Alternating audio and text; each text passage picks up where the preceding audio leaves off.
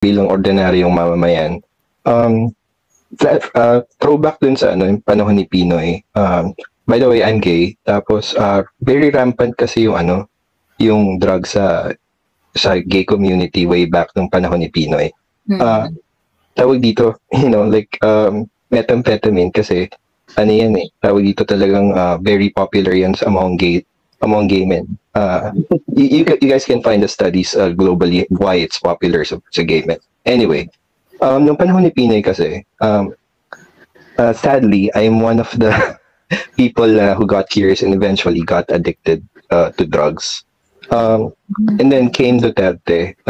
That was also about the same time that I became sober. Bakit? Of course, nandun yung fear na matukhang ka. Okay. Sorry, Cass, like when you say you got addicted, up to what extent? Like to the point na, like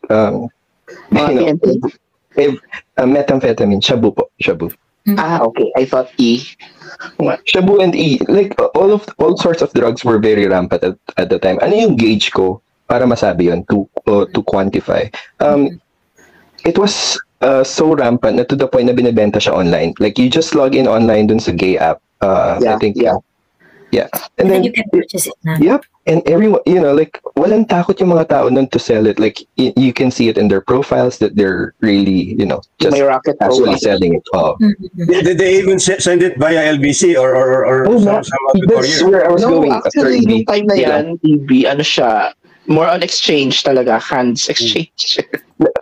That's where I'm going now. Bakit ako frustrated? Because, I've been sober for, I think, 9 or 10 years already. Like, so long na hindi ko na matandaan kung kailan. But, like once in a while, of course, within our circle, meron pa rin akong mga, kakilalang who never got out of it. Grabe, one of the people I know, medyo nag-reach out siya sa akin kasi like hindi niya na makontrol. Kasi nga, overflowing yung supply at the moment. Yun yung sabi niya. At we're talking about like really high-grade shabu na that's flooding the metro at the moment. And how's the price? And how's the price, Cass? Kasi sabi nila, mababa. Mababa. When you say mababa, like how mababa? Like how mababa compared to during PRRD's time? Parang nung panahon ni PRRD, parang nag-triple, quadruple yung price eh. Kaya that's why I'm saying mababa kasi it's back to like pre-PRRD time. Yun yung frustration ko here. Maraming Pilipino nakakalimot like how PRRD's leadership actually transcends to like yung level natin, mga ordinaryong citizen. Like drugs is back. Tapos, yung panahon ni PRRD, you can observe how his leadership transcends dun sa pinakamababang tao. Like, something as simple as, bawal kang mag-yosi. I remember at the time when, like, I was working at BGC at the time.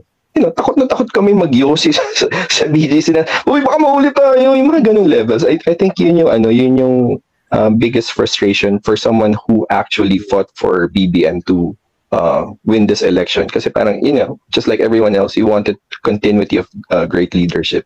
So sana yung mga Pilipino, wag makalimot ng nasimulan ni PRRD. And Ms. Joey, whatever happens, I hope na yung kayo, like yung mga advocates of better Philippines, wag po sana kayong tumigil, kayo nila Sir EB. Ako din yung nagsuggest kahapon na, like, maybe it would be better if you guys can like create a show or just classmate ni Sasto si Cass. Yes. Parang lang yung back to 2016 where people are listening to like people like you, mga matatalinong tao and yung mga walang halong bayad. Anyway, that's all. Thank you.